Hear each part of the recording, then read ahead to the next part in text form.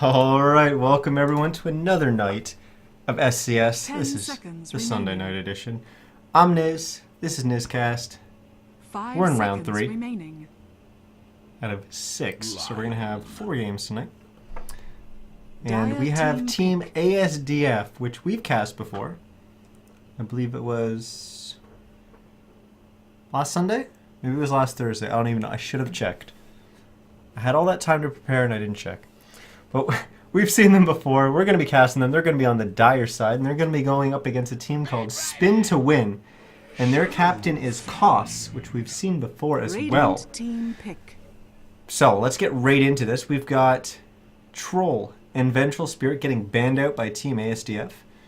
Axe and Lycan were the bans for Spin to Win. And that freed up Lion to be the first pick. And then Bat Rider and Shadow Fiend are the two heroes that Team ASDF chose to go with.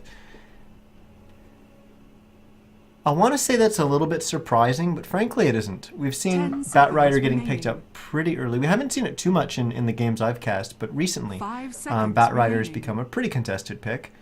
And he's actually the most Reserve picked time. and banned hero in all of Dota 2. In all of Radiant its team banned. existence. So no surprise that he's getting picked up this early by Team ASDF. Shadow Fiend we actually haven't seen too much of in the games that I've cast, but he's a hero that's getting picked a lot, especially in the pro scene. And really no surprise to see him 10 getting picked up seconds this early. remaining. That's a little surprising. Abaddon getting picked up by Spin to Dire Win team ban. as their second pick. Abaddon does well against the Bat Rider. Radiant Just basically team shield ban. your teammate that gets lassoed. And basically just a way to try to keep him alive. But surprising that they chose to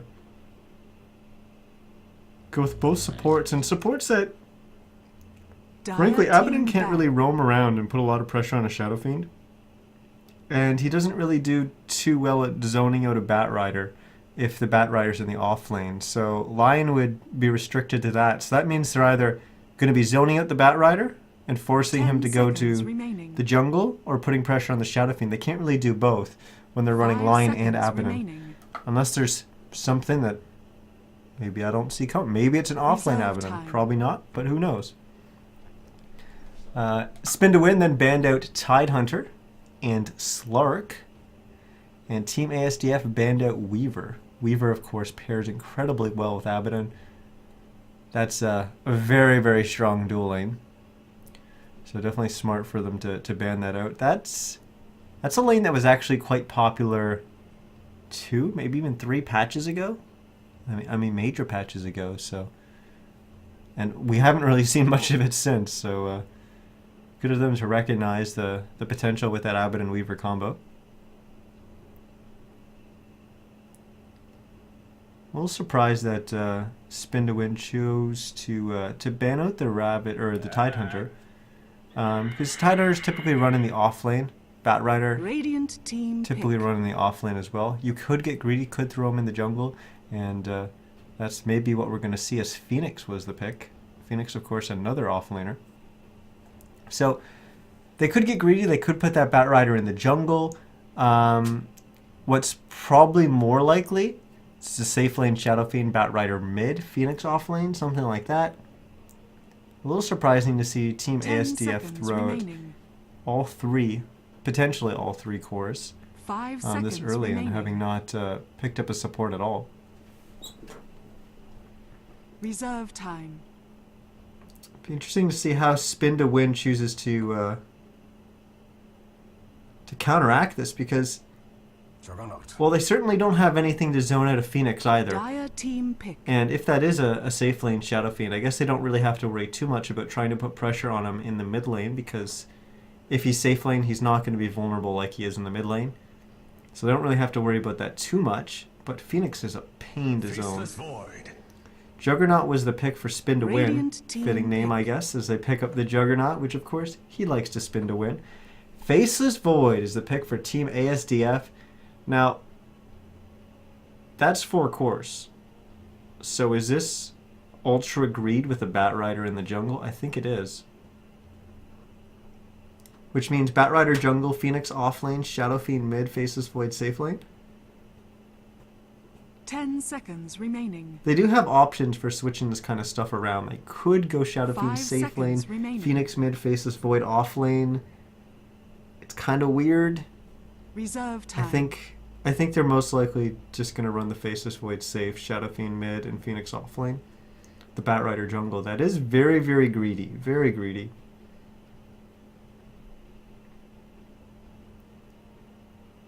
But we'll have to see how Spin to Win chooses to punish it. They do have the potential to really go aggressive. The problem, and I don't mean aggressive with their laning, I mean coming out of the laning phase. They've got Lion with the Finger, they've got Juggernaut with the Omni Slash, both heroes that excel a lot in that early mid-game transition. Abaddon is kind of a hero that also excels at that point, but he excels at supporting his team and keeping them alive and really helping you push and be on the offensive in engagements, in small engagements. So they do have the potential to really put some pressure on. The problem is you have to try and get some structure damage. Clinks is going to be their pick, and that's a hero that can deal damage to towers. He also fits in with the idea of roaming around, ganking, and picking off heroes. The problem is like you've got to be able to go later and actually push the high ground. I find it's going to be very, very difficult for them to push high ground. 5 seconds I don't even know what remaining. hero they're going to look to finish off this lineup. But it's got to be Reserve something time. that's going to give them big team fight.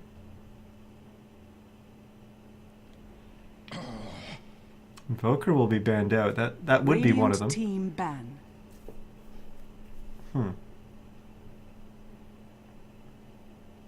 We're envisioning the lanes of Lion, Abbott, and Juggernaut safe lane. Clinks. There's a little bit of flexibility in the 10 Clinks. You seconds could put the remaining. Clinks mid against the Shadow Fiend, and that will pretty much stop Shadow Fiend from 5 pretty much seconds ever getting a remaining. CS when it comes to denying. So he's not going to get any souls that way. Dire team pick.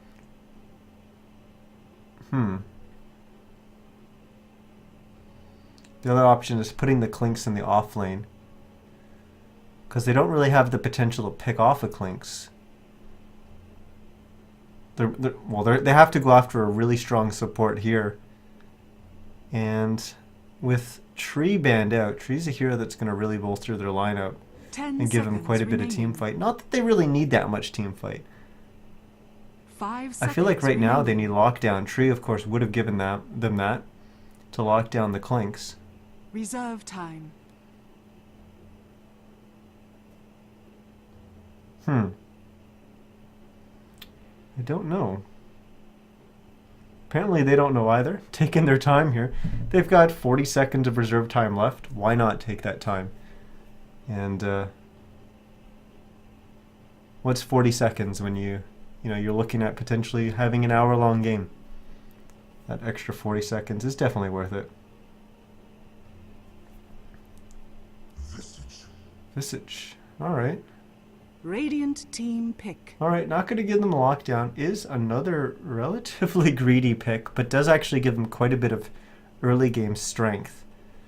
Especially if Spin to Win starts really trying to put a lot of pressure on them. If Visage just kind of stands back and just keeps throwing out soul assumptions, he's going to be throwing out a ton of damage. So 10 that's something that seconds Spin to Win remaining. has to be very, very careful of. Bristleback's going to be the pick for Spin to Win, and still interesting to see how they're going to choose to lane this. They still have the flexibility of putting Clinks or Bristleback in the mid lane and the off lane. They can switch those two depending on how they feel these lanes are going to go. I think Team ASDF's lanes are pretty much set though. I think it's going to be the Shadow Fiend mid, Phoenix off lane, Faceless Void safe lane, Batrider jungle, Visage babysitting the Faceless Void.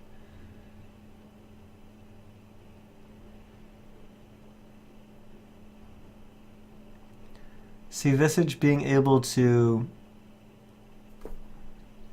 he can't really zone those heroes well enough to push them out of lane.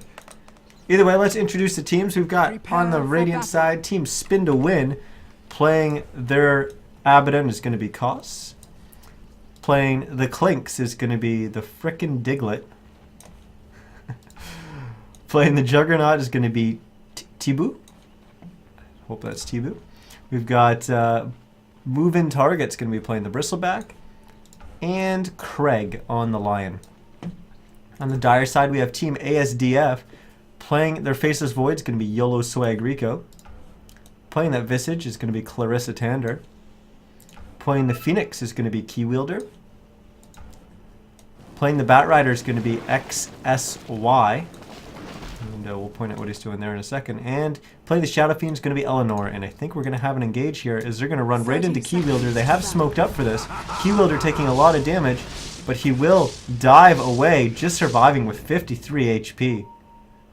Well, that was a close one.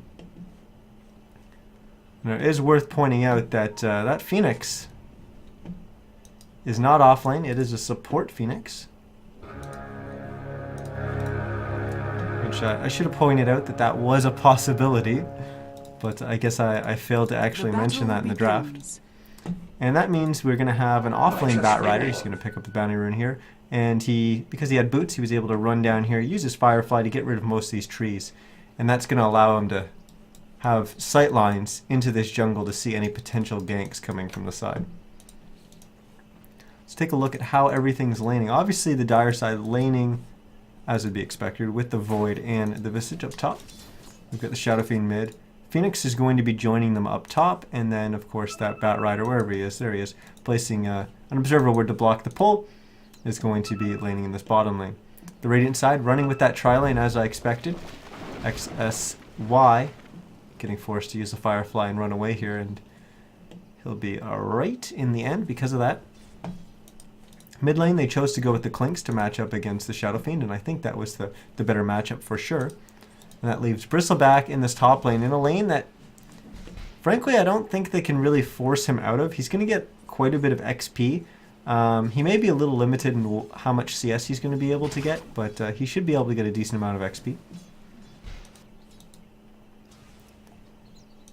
But you do have to keep in mind that this Dire side has been pretty greedy with their hero picks. And oh, Tibu using the spin there, but XSY covered it with a Firefly, so he was already going to be able to get on out of there.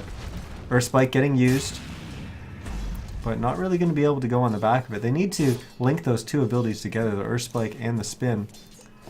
The Blade Fury, I can never remember the name of it. Clarissa Tander looking at potentially wrapping around here on to move-in target. Keywielder and Yolo Swag Rico. Yolo Swag Rico will leap forward, slowing down move-in target. But, oh, there's the dive to... Oh, he canceled a little bit late. Didn't end up quite in front so that he could body block, but that will allow the Bristleback to get away safely. The Grave Chill was, unfortunately, out of range the entire time. Clarissa Tander just couldn't get close enough for that. There was a nice TP from Koss to come up there and shield move-in target if it was needed, but they weren't going to be able to kill him. Clarissa Tander now getting the bounty rune in the top location. Bottom rune, was it already picked up? It was. It was an invisibility rune. Batrider got a hold of that one. He's already popped it because there were creeps under his tower, so taking the opportunity to get a few last hits there. He's up to 2 now. Speaking of last hits, let's take a look at the mid lane, see how this matchup's going. As we got Shadow Fiend leading the way at 14 and 4 CS. Clinks 10 and 2. So surprisingly, Shadow Fiend already getting 4 denies.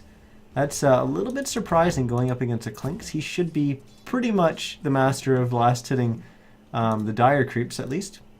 But Eleanor managing to get 5 on Miss First Blood. As somehow Batrider getting a kill onto the Lion in this tri-lane. Koss was not there, but he obviously used Firefly, got down there, and now XSY is in trouble. He's already bought his bottle and a ring of protection, so he's not actually losing any gold in the end. And potential action in the top lane, no. Looks like they were potentially going on moving target there. But, the mini-map can be deceiving. But I'm guessing just they committed pretty hard to go after the Batrider went in here, and then Batrider just kind of, I don't know, made some stuff with the Firefly line, maybe Chase put himself in a little bit unfortunate of a position, and then he got stuck with low turn rate with the tar, and standing in the Firefly made it too difficult for him to get on out of there. So first blood will go in favor of XSY. But he did get picked off shortly after. So kill total still now 1-1, just 4 minutes into this game. Lion getting the bottom rune, which was haste, and Shadow Fiend's going to make a rotation up here to fill his bottle on the bounty rune. But Craig wants to go on Eleanor as soon as he gets back to the mid lane, and here they go. They timed it, and they're just going to run right into Eleanor. Stun goes off first. The frickin' Diglett will start attacking. Koss is coming in as well. Eleanor's going to try to turn around to get a kill onto Clinks before he goes down, but the frickin' Diglett will only go down to 11 HP, just barely surviving there. Dire's middle tower But they did get the kill on to Eleanor, and that's important. Shadow Fiend in the mid lane. He's been a mid lane hero for a very, very long time, and everyone in the Dota scene pretty much knows that you've got to put pressure on a Shadow Fiend when he's in the mid lane. He's very vulnerable. If you can put pressure on him and halt his early, or at least hold him back in the early game, prevent him from snowballing, then he's much more manageable as the game goes on. Shadow Fiend, however, gets a good start. Boy, does he get Eleanor getting the frickin' Diglett really low there, but down to 100 HP. Unfortunately, he had already used his long-ranged raise, so he wasn't able to try and snipe out the invis Clinks. Frickin' Diglett will just go over to the neutral camps and kill off the big troll. Of course, his ultimate, the Death Pact.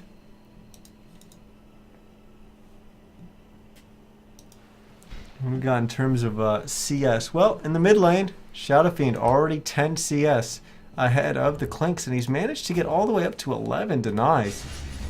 Still a little surprising, Eleanor getting kind of low there. We look at the Faceless Void. This is a little surprising. Oh, Dota Tom's in chat saying that his team lost to ASDF.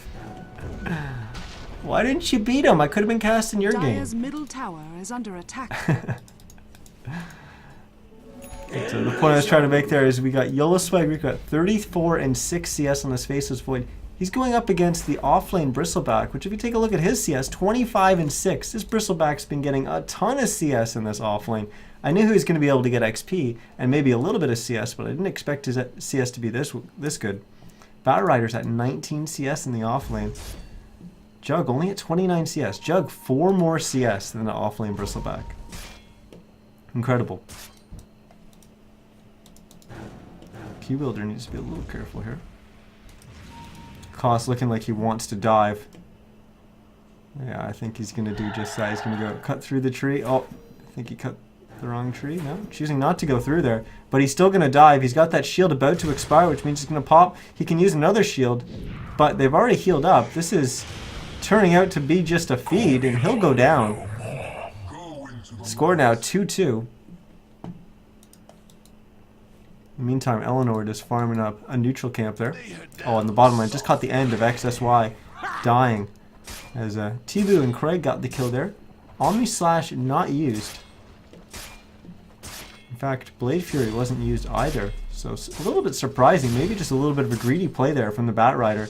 As they didn't have Finger, they didn't use Omni Slash or Blade Fury. But still managing to get the kill. Now, moving target, trying to chase down Yolo Swagrico, but he should be fine. He still has Time Walk. Well, we got a TP coming in from XSY. He's looking to get a pick off. He does have Lasso available. I think moving target is going to be dead here.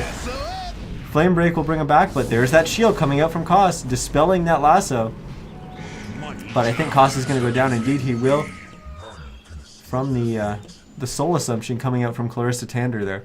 Keywielder was dealing a big chunk of damage with the Sunbeam? Sunray? What's it called? One of these days I'll know all the ability names in Dota. It is called Sunray. Dire's bottom tower is under attack. So he leaps forward. Let's actually switch on over to the net worth, as we already got a pretty good grasp of what the CS is looking like. And well, we look at net worth, and that mid lane is actually quite even. And part of that is just because the frickin' Diglett can go and hop into the jungle and kill off these big camps with his Death Pact. And that really helps his CS. So even if he's a little bit behind in CS, his CS is actually a little bit more valuable because of that one group. Oh, they've smoked up here. They know what Shadow Fiend's up to. And I unfortunately don't think they're going to run into him. Look at where he is. He's all the way up here. Uh-oh. Actually, he's going to run right back into them. Courier's there as well. They spot him out. Koss isn't with them. He's messing around with Clarissa Tander. But Eleanor just disintegrates. And that Craig hitting level 6 means he gets finger and Clarissa Tander goes down immediately. So nice smoke into a double kill there top tower is for under Spin to attack. win. And we'll just go back to farming in the mid lane. And that's exactly what you have to do. You have to slow the Shadow Fiend. Yes, he's the 3rd highest net worth in the game, but they've actually killed him twice now. They're slowing him down. Had he not died 2 times, he'd definitely be top net worth and starting to snowball out of control. So, could they have been doing a better job of shutting him down? Absolutely. He could be 0-8 right now. But is that realistic? Not so much. 2 kills, I think, is a pretty good job so far. In the bottom lane, Tibu going a little too far, I think, as a result of using Omni Slash. Eleanor coming down there and helping out XSY, getting the kill there. It's actually the tower with the last hit. So they'll split the gold. Just hit the 10-minute mark. Let's actually hop to the top lane. Now let's look at the net worth, and we see that just slightly Spin to win favored, about 750 gold in favor of them. But this game's still really close. Let's take a better look at the XP earned, and 1250 lead for Spin to win. So they're getting a little bit more XP out of the map than ASDF, but still very, very close. Take a look at the hero levels. We've got 3 heroes yet to hit level 5, and 2 of those are actually on the side of ASDF. And they're actually pretty important. Level 6 is, of course, Phoenix. Once he gets that egg, he can play pretty aggressive and force the enemy team to kind of deal with him, or just absolutely run, because that egg does a lot of damage. But the more important level 6 for Spin to win, or sorry, for Team ASDF, is going to be for Clarissa Tander. Getting those familiars available, they can do a lot for putting a lot more pressure on the map. We're going to have our first tower go down as the tier 1 tower goes down in the middle lane. None of the heroes in the lane, unfortunately, getting the kill there. It's the catapult with the last hit. Koss still hasn't hit 6 either. Clarissa Tander should hit 6 with this creep wave. So that's good news for the dire side. We had a smoke used in the mid lane. And what are they going to look to do with this? Well, they're hunting for the Shadow Fiend, but he's unfortunately back in the base. He does pretty much have his Yules... No, he doesn't have his Yules finished. He needs the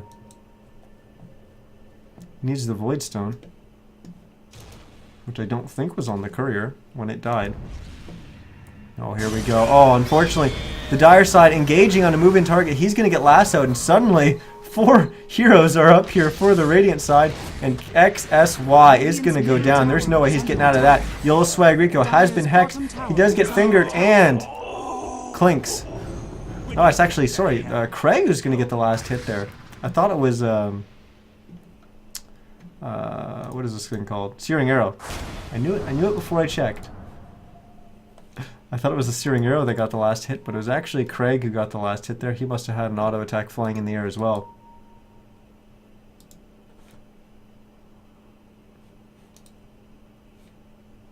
I don't know what that was. Oh, Eleanor's bottle was on the courier when it went down. That makes a whole bunch of sense. There we go, that's what's going on. And speaking of Eleanor, he's going to get picked off as Craig and the frickin' Diglett will combine for that. But Yolo Swag Rico's going to come over. He's going to use the Chrono onto the frickin' Diglett, and he's actually not going to get the kill under the Chrono.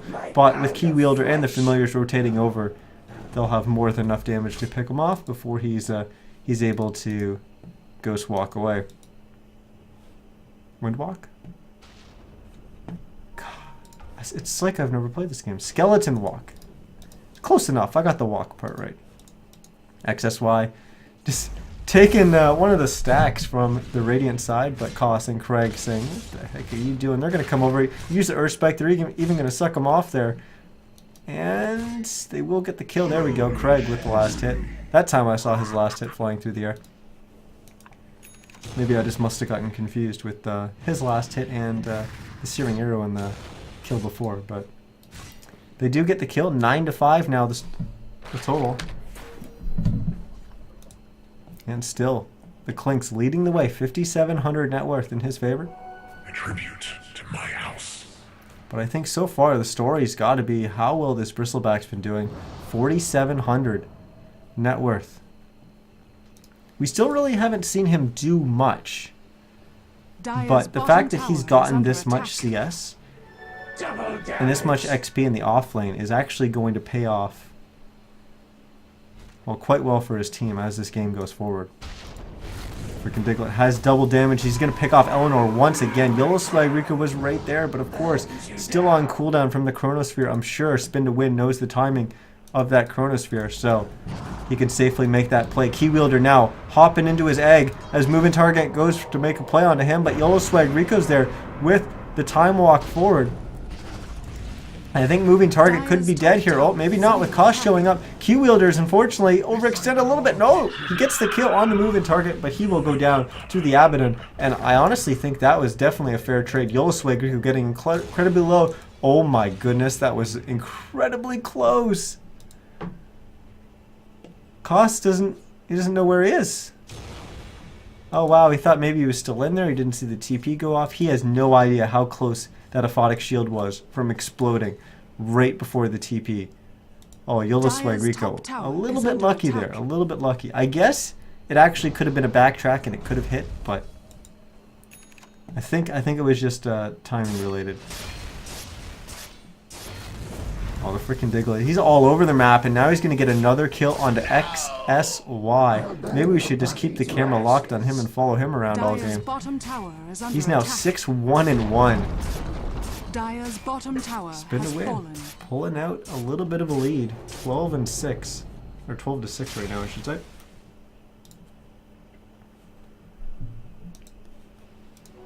Dire's bottom tower is under my attack. Oh my. Let's take a look at all the items. Abaddon, look at his items. He's almost got a mech just a recipe away. Radiant's middle tower So about 800 gold for him to get there. Clink's halfway to his Orchid, but we've got the Courier flying in. That's got to be the rest of his Orchid. Yeah, there it is. His gold just didn't add up. So he's got his Orchid finish. The Jug with the Yasha, and he's also got an Ogre Club. Most likely not building a Sandy. He's that's probably a BKB, but you never know. He could actually be going Sandy this game. That wouldn't be the worst. He doesn't really need the Manta, although Jugs typically go Manta. I don't know, we'll have to wait and see what he goes. XSY, getting a pick off onto the frickin' Diglett. Key Wielder and Clarissa Tender. Eleanor even TPing on in. The Key Wielder could go down. In fact, he will. Omni Slash from Tibu will get a double kill there. And Clinks, unfortunately, has already gone down. Then, there's the Spin to Win from Tibu. He will TP Ellen out. Chrono getting used to cancel that TP, and Yellow Swag Rico will get the kill. So it is a 2-for-2 trade. And Team ASDF definitely coming out ahead there. They give away a kill on their support and their off laner to pick off the safe laner in the mid. Definitely a worthy trade.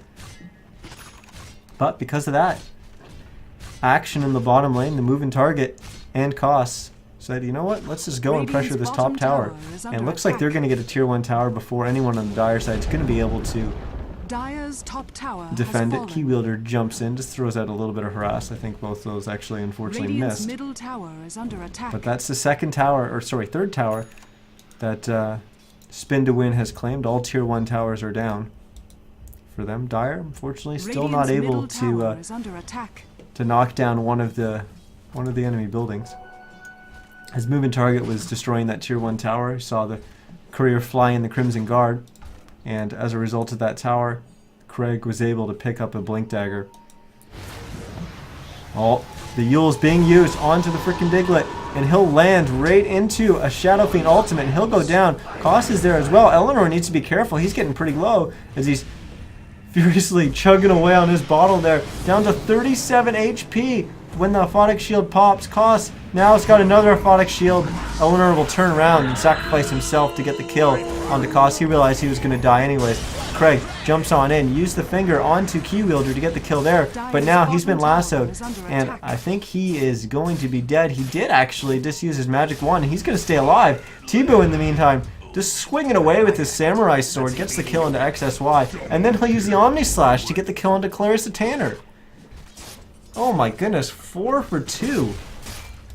Take a look at the the fight recap. Doesn't really look that drastic, but 650 gold for spin to win. And it's actually the Dire side getting the better end of the XP differential. Key Wielder TPing on in. Yellow Swag Rico's also hanging around in the back. He does have access to Chrono, but I don't think they're going to get a kill on to move in target. Koss is already well out of there, but looks like they're going to re-engage. Craig now jumps in with the Earth Spike. Huge Chrono coming up from Yolo Swag Rico. Catches all three. They get the kill onto Craig. Looks like they're going to get the kill onto T-Boo as well. Oh, Key Wielder popped into his egg, but he was able to get focused down before T-Boo went down. So the two of them are going to be dead. Moving target, now actually looking to re-engage. The freaking Diglett trying to help on out. Clarissa Tanner realized something was up, popped the dust, and that means the Clinks is going to go down. Eleanor getting the kill there. And now they're going to try to go on to the moving target. Koss is going to be there to support him, and I think they'll be fine. Never mind, XSY jumps forward, uses a lasso. Obviously didn't see the Abaddon there, because that gets immediately removed by the Aphotic Shield. And now XSY standing there blocking in the Abaddon. And I think they're going to be able to get the kill there. Shadow Fiend using his ultimate. Moving target getting pretty low, down to about 400 HP. Koss is going to go down, and I think everyone's just going to be able to back away from the tower. We're not going to get another kill. Oh boy, this team fight's been going on for a while, and of course the show fight recap doesn't last long enough to let us know exactly what the outcome of all that was. But I think it's got to be advantage ASDF. It was definitely advantage spin to win, but with that re-engage from ASDF, it definitely worked out better for them. And with that, let's actually take a look at the items and gold on the side of ASDF. As we've got Yolo Swag Rico, already finished his Mask of Madness and his Maelstrom. He's got 2100 gold on him, so look to see if he chooses to actually finish his Mjolnir or go for a BKB. I have a feeling he's going to go BKB this game, but we'll have to see.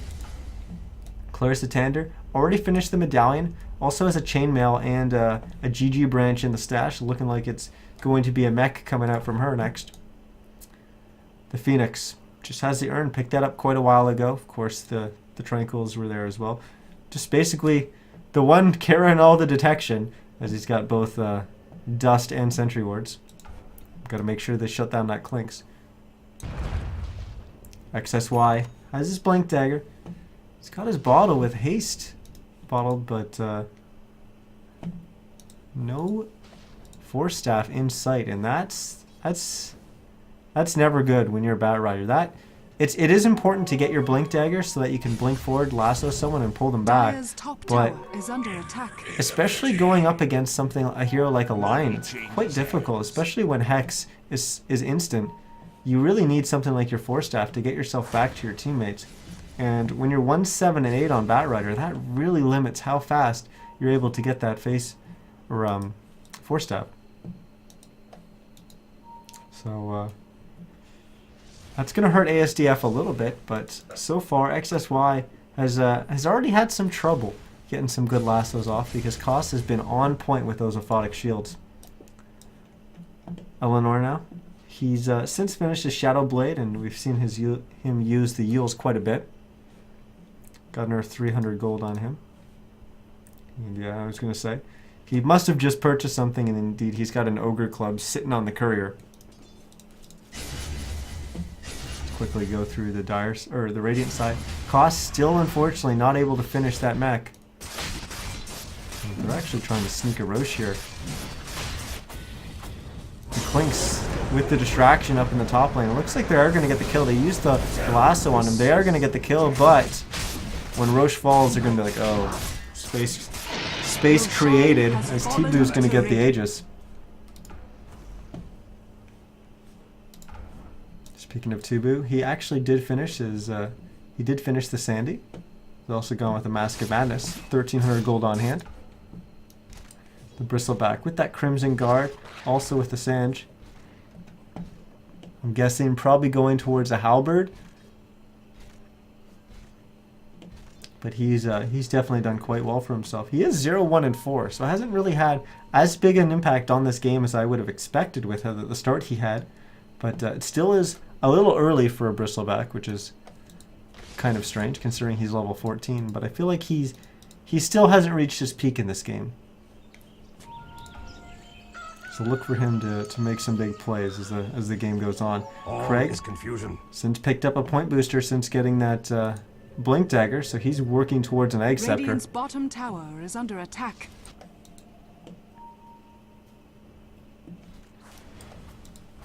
We do have quite a bit of wards on the map here from the Radiant side. They've got one overlooking the top rune, and I want to show you the other ones, but Craig in a little bit dangerous territory there. He actually will back up, or he was placing an observer ward up there.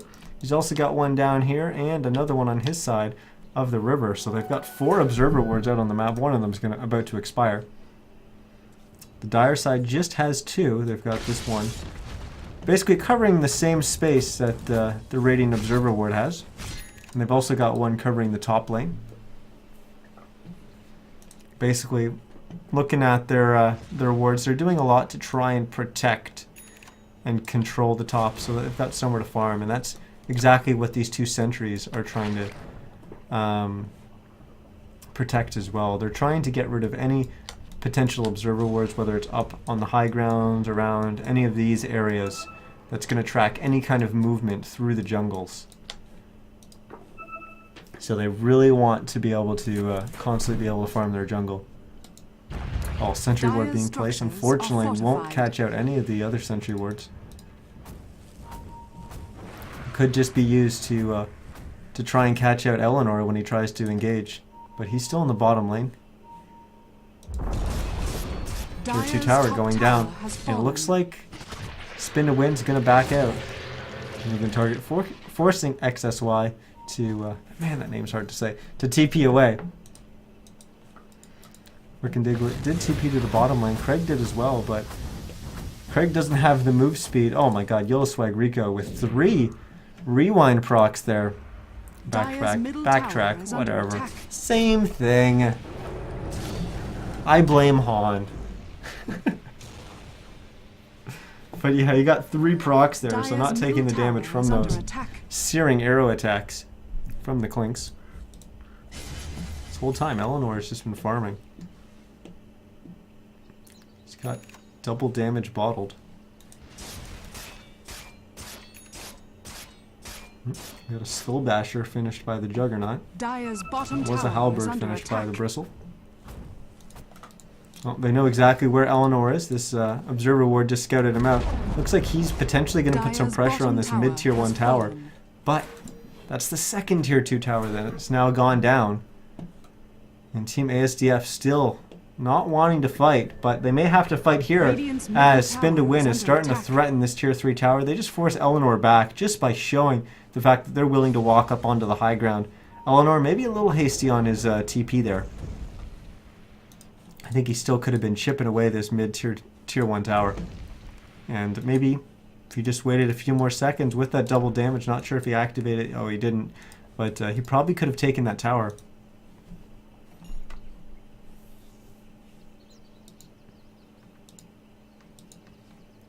What else do we have? Looks like it's going to be a BKB for the Clinks. Coming up soon, just waiting on the recipes.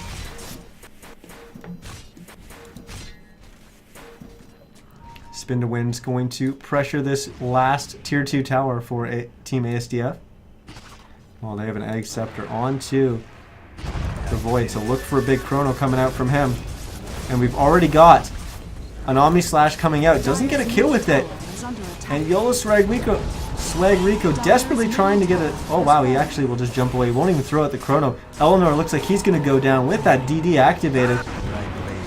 Key Wielder in the egg, dealing a bunch of damage. Looks like he's going to try to focus down moving target. He'll go down. Now the target is cost, but actually XSY is going to go down, then Key Wielder, and it's all falling apart here for Team ASDF. There's Yola Swagrico, and now he jumps in. Heath Chronos. He catches all four of them. Craig's going to be the first target. Cost is going to be the second. The freaking Diglett's going to go down to the Familiars. And now it's just Tebu left alive, chasing down the two remaining heroes for Team ASDF. I think he's going to get a kill onto Clarissa Tanner. Indeed he will, but Yola Swagrico is the last man standing as he gets a triple in the end. My goodness. That's a huge gold swing. As 1,800 gold, actually a little bit more than that, goes in favor of Team ASDF. 2,300 XP as well. Tower is under attack. But they were so close to getting the kill on Yola Swagrico here, and then he was able to leap back up onto the high ground. I think he actually went all the way back to Fountain, and then TP'd in, and then jumped in and got that big chrono off, catching all four heroes. It was definitely a late chrono, but in the end, I guess it worked out as they won the fight 5-4.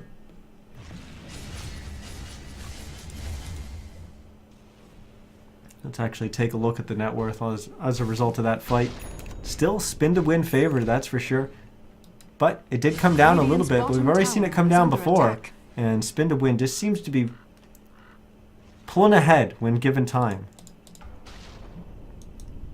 But I think they may be on the clock a little bit here, as this lineup from Team ASDF is definitely going to get scary as this game goes on.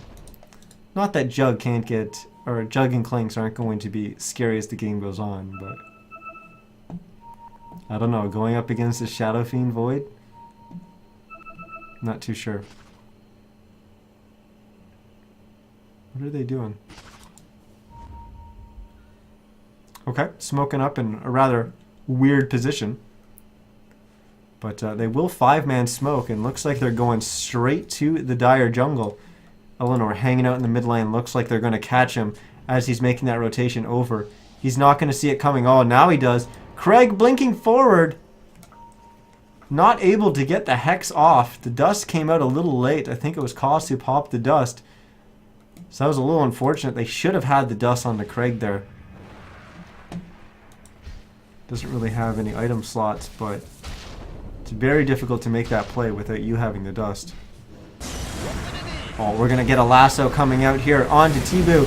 There was no Aphotic Shield. The Abaddon was a little too far. Oh my goodness, Yola Swagrico is going to go down before he's even able to get the chrono off as a result of the Omni Slash. And they're going to try to focus down the Phoenix, and they will. They will get him in the egg. Clarissa Tanner also going down with the help of the finger from line. XSY is going to be able to TP away. Eleanor not at the fight, just farming the jungle.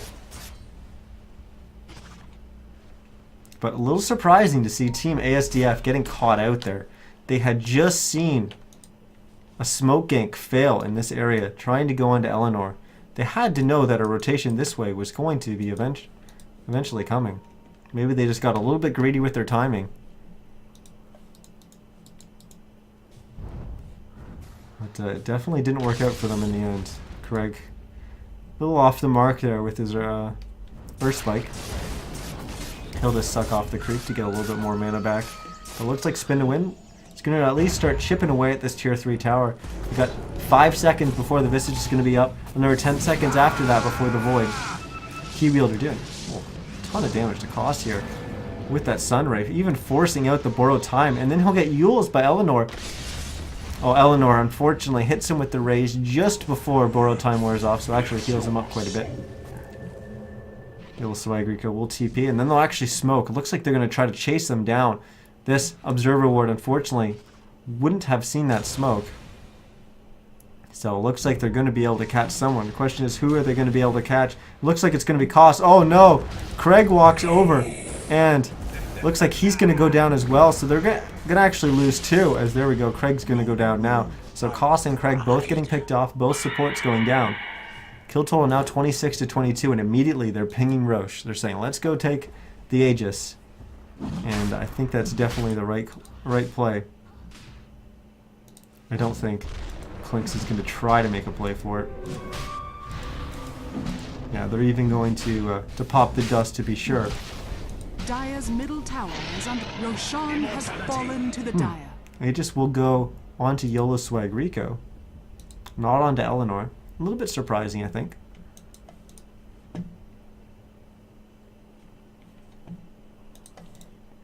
XSY just hunting. He has since finished his 4-staff, and let's actually go through all the items. Get a second headdress from Abaddon. I guess he's going pipe. The Clinks has finished that BKB. How much gold does he have? 1,600 gold. We've got the Juggernaut, who's since picked up an ultimate orb since we last checked in. We've got a plate mail onto the Bristleback, and the Ogre Club, but 1,100 gold, so just 900 away from that Egg Scepter is Craig on that line. Finally, we're going to see the first tower go down in favor of Team ASDF. And they're going to toss moving target up into the air. And a questionable Chrono catching his team more than anything else. And oh my goodness, Eleanor with a big ultimate. Unfortunately, it's not going to deal that much damage in the end. We've got the Phoenix in his egg, dealing a ton of AoE damage to everyone around. And still, only Tibu's the one who's gone down. Now we're going to see the Clinks go down. Craig and Moving Target are both going to go down as well. Keywielder jumping forward with his Sunray flying around. And the last hero remaining on the Radiant side is Koss, who will fall just shortly after landing from the Yules. 5-man wipe. Team ASDF not losing a single hero, despite the fact that Yolo Swag Rico had Radiant's middle tower is a under very attack. questionable Chrono. I'm not really sure what happened, but he got 3 of his own heroes and 1 of the Radiant, but it worked out for them. So Radiant structures are fortified. I guess that makes it a good one. I don't know. We're gonna have 2 buybacks from spin to win. Actually, it's gonna be 3. The Clinks, the Jugs, and the Lion are going to. Oh, Craig TP's in, realizes he's gonna get hit with the flame break, and blinks away. Yolo Swag Rico jumps in. That Egg Scepter means he's got another Chrono up, and they're gonna get a kill onto Craig. Before anything else happens, Tibu's going to go down as well. The freaking Diglett's going to get lassoed. I think he's dead. Oh my gosh, disaster. Now Moving Target's getting focused down. And he's going to go down. He actually stops playing to type GG, and it's going to be a Team ASDF victory. Wow, let's actually take a look at the net worth. Oh, I almost saw it. It was close. It was close. But Team Spin to win, definitely ahead for most of that game, but like I said, they were potentially on a timer, and eventually Team ASDF was going to get stronger and stronger. Then I think there was 2 good fights for them, and suddenly the game just seemed like it flipped completely upside down. Team ASDF walking away with that. They're going to advance to the quarterfinals. We're going to be following them into the next round. Hopefully you enjoyed that game. If you did, hit the follow button, twitch.tv/NizCast. I cast SCS every Thursdays and Sundays, so you can be sure to always check in on one of those nights to watch some good amateur action. You can also follow me on Twitter @NizCast. I tweet about everything I'm doing with the stream and everything that's going on with the tournament. And I also will be uploading all these games to YouTube. I've got a YouTube channel. It's youtube.com/NizCast. Everything's NizCast. It's nice and easy. But yeah, I've been uploading all the past broadcasts. So all the games I've cast in the last 2 weeks, I think, are getting uploaded there. So you can, if your team was being cast or something like that, you can always go back and check out the cast. But before I get talking for too long, I'm going to throw it to music. Hopefully you will stay with us, as we should have another game coming up shortly. Thanks for watching.